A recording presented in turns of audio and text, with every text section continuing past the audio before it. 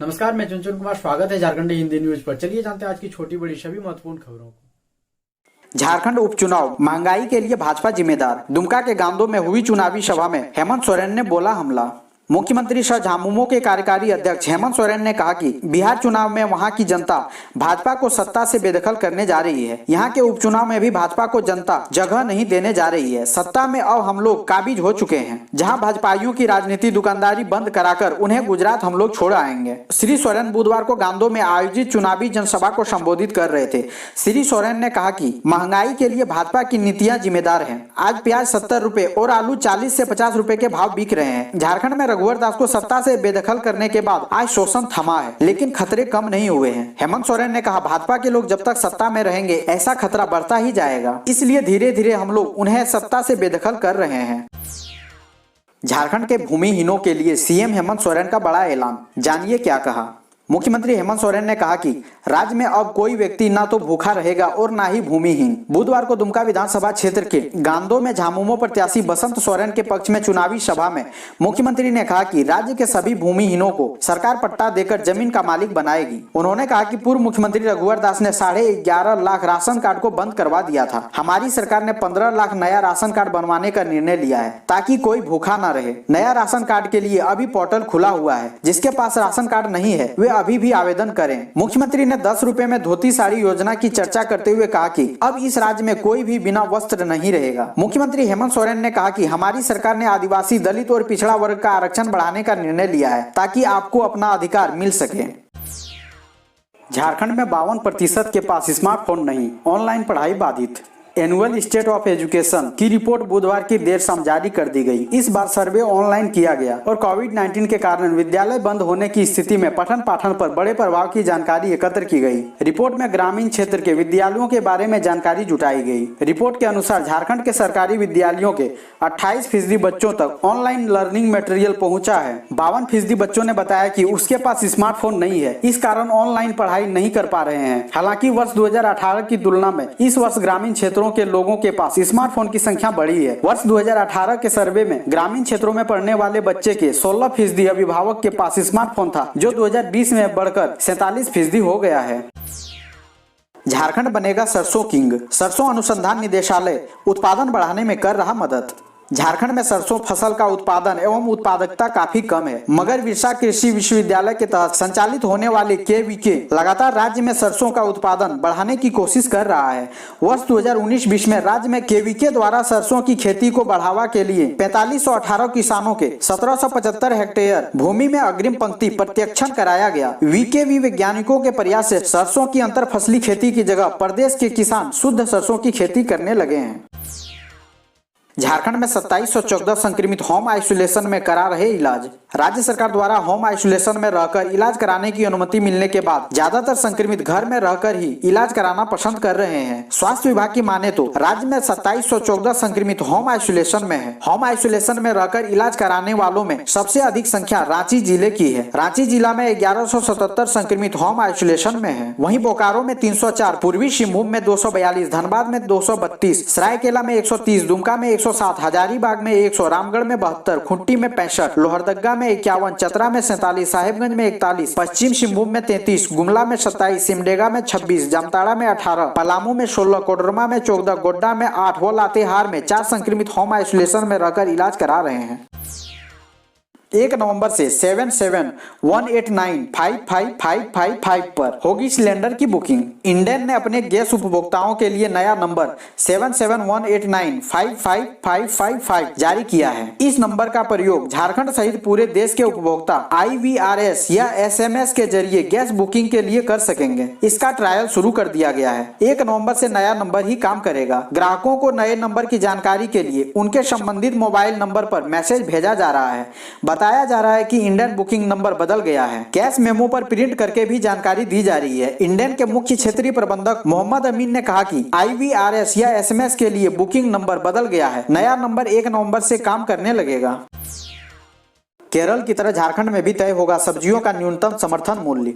किसानों को उनकी फसल का वाजिब मूल्य दिलाने और उन्हें बिचौलियों से मुक्त करने के लिए झारखंड सरकार भी केरल की तर्ज पर सब्जियों का न्यूनतम समर्थन मूल्य यानी MSP तय करेगी। राज्य सरकार ने इस दिशा में पहल करते हुए एक कमेटी के गठन को मंजूरी दे दी है। कृषि विभाग के विशेष सचिव की अध्यक्षता में गठित होने वाली समिति केरल, कर्नाटक समेत अन्य राज्यों की ड्राफ्ट का अध्ययन कर अपनी रिपोर्ट राज्य सरकार को सौंपेगी। इस रिपोर्ट के आधार पर ही सब्जियों की MSP तय की जाएगी।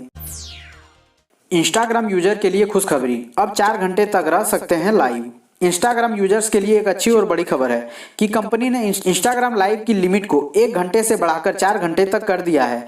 यानी अब यूजर 4 घंटे तक लगातार लाइव रह सकते हैं। इतना ही नहीं, कंपनी ने एक और खास फीचर लाइव आर्चिव को भी पेश किया है, जो कि यूजर्स को लाइव को 30 दिनों तक सेव करके रखेगा। इसके अलावा यूजर्स चाहे तो लाइव वीडियो को IGTV पर भी पोस्ट कर सकते हैं। इंस्टाग्राम ने अपने आधिकारिक ट्विटर के जरिए यह जानकारी दी है।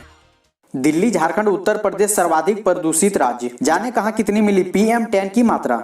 राष्ट्रीय स्वच्छ हवा कार्यक्रम के तहत सूचीबद्ध 23 राज्यों में दिल्ली, झारखंड और उत्तर प्रदेश सर्वाधिक प्रदूषित राज्यों में दर्ज किए गए हैं। कार्बन कॉपी और रेस्पायरल लिविंग की तरफ से किए गए अध्ययन में यह बात सामने आई है। इस अध्ययन में 23 राज्यों में NCAP में शामिल 122 राज्यों में वायु निगरानी के 3 साल के आंकड़ों का इस्तेमाल किया गया है, जिसमें PM10 की मात्रा को मुख्य आधार बनाया गया है। कार्बन कॉपी और रेस्पायरल लिविंग की बुधवार को जारी रिपोर्ट में कहा गया है कि दिल्ली में 3 सालों के दौरान PM10 की मात्रा सबसे ज्यादा रही है। झारखंड और उत्तर प्रदेश क्रमशः दूसरे एवं तीसरे स्थान पर है, जबकि PM2.5 की मात्रा के हिसाब से दिल्ली, उत्तर प्रदेश और बिहार सबसे ज्यादा प्रदूषित राज्य पाए गए हैं। निजीकरण के विरोध में प्रदर्शन करते हुए काला दिवस मनाएगा running staff association. All India loco running staff association के आह्वान पर निजीकरण का विरोध सहित अन्य मांगों को लेकर रेलवे के कर्मचारी 30 अक्टूबर को काला दिवस व विरोध प्रदर्शन करेंगे। निजीकरण के विरोध में रेलवे के सभी संगठन एकजुट होकर एक ही बैनर तले विरोध प्रदर्शन की तैयारी में लग चुके हैं। लगातार हो रहे रेलवे के निजीकरण के कारण कर्मचारियों का भविष्य खतरे में है। इसको ध्यान में रखकर रेल कर्मचारियों के विभिन्न संगठनों ने काला दिवस व प्रदर्शन का फैसला लिया है, ताकि रेलवे को निजीकरण की ओर धकेलने वालों की आंखें खुल सके। एसोसिएशन के जोनल महासचिव पारस कुमार ने कहा कि रेलवे लगातार रेलवे का निजीकरण करती आ रही है, इससे रेल कर्मचारियों की भविष्य खतरे में है। रेलवे निजीकरण में आपकी क्या प्रतिक्रिया है, कमेंट बॉक्स में जरूर साझा करें। 15 जिलों में कोरोना एक्टिव केस की संख्या 100 से कम। पूरे राज्य में अब 5332 सक्रिय मरीज, रिकवरी रेट 94% के करीब। राज्य के आधे से अधिक जिले बहुत जल्द कोरोना मुक्त हो सकते हैं। 24 में से 15 जिले ऐसे हैं जहां एक्टिव मरीजों की संख्या 100 से नीचे पहुंच गई है। इन 15 जिलों में एक्टिव केस की संख्या 757, जबकि 9 जिलों में सक्रिय मरीजों की संख्या 4575 है। वहीं राज्य में अब तक कुल मिले 1,569 कोरोना पॉजिटिव मरीजों में से 93.79 की दर से 94,326 मरीज स्वस्थ होकर घर लौट चुके हैं। देश में कोरोना संक्रमितों की डबलिंग रेट 121 दिन है, जबकि राज्य में 164 दिनों में मरीज की संख्या दोगुनी हो रही है। वहीं रिकवरी रेट में भी झारखंड देश से आगे है। पूरे देश का रिकवरी रेट 90.90% है, जबकि राज्य में कोरोना संक्रमितों के स्वस्थ होने की दर 93.79% है। स्कूल से निकलने के मामले में एकल पीठ के आदेश को खंडपीठ में दी चुनौती।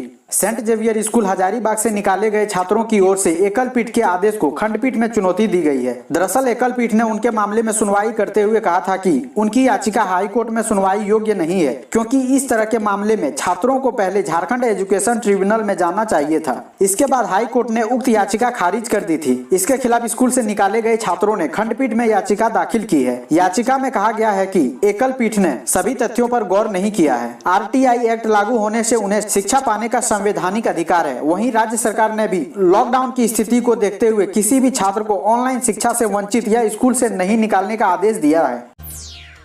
अमिताभ चौधरी बने JPSC अध्यक्ष, झारखंड में लंबित नियुक्ति का रास्ता साफ। पूर्व IPS अफसर अमिताभ चौधरी झारखंड लोक सेवा आयोग यानी JPSC के अध्यक्ष बनाए गए हैं। श्री चौधरी ने बुधवार को अध्यक्ष पद पर योगदान भी दे दिया। इनकी नियुक्ति अधिकतम 62 वर्ष की आयु प्राप्त कर लेने तक के लिए की गई है। श्री चौधरी का जन्म 6 जुलाई 1960 को हुआ है, यानी वे लगभग 2 साल तक अध्यक्ष पद पर रहेंगे। IAS सुधीर त्रिपाठी के 26 सितंबर से अध्यक्ष के पद से हटाए जाने के बाद से यह पद रिक्त था। मुख्यमंत्री हेमंत सोरेन की अनुशंसा के बाद राज्यपाल द्रौपदी मुर्मू ने श्री चौधरी की नियुक्ति पर मुहर लगाई।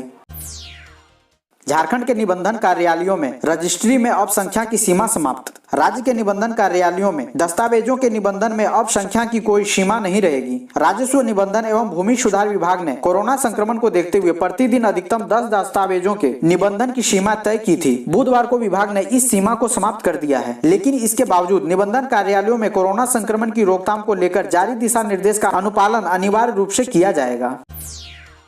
भारत में कोरोना वैक्सीन की अपडेट। मार्च तक खत्म हो सकता है रूसी टीके का आखिरी ट्रायल। भारत में रूस की कोरोना वैक्सीन का ट्रायल मार्च के महीने तक खत्म हो सकता है। रूसी वैक्सीन का भारत में ट्रायल कर रही हैदराबाद की फार्मा कंपनी डॉक्टर रेड्डी ने कहा कि रूसी वैक्सीन के तीसरे चरण का मानव परीक्षण मार्च तक पूरा होने की उम्मीद है। फार्मा कंपनी डॉक्टर रेड्डी के मुख्यालय कार्यकारी अधिकारी इरेंज इजराइल ने कहा कि स्पुतनिक वी वैक्सीन के मध्य चरण के परीक्षण के लिए रजिस्ट्रेशन अगले कुछ हफ्तों में शुरू होगा और दिसंबर तक इस परीक्षण को समाप्त होने की संभावना है। दोस्तों, इस न्यूज के लिए एक लाइक तो बनती है, फटाफट वीडियो को लाइक करें। धनबाद नगर निगम में बजने लगी शहनाई। बीपीएल जोड़ों का निःशुल्क होगा रजिस्ट्रेशन।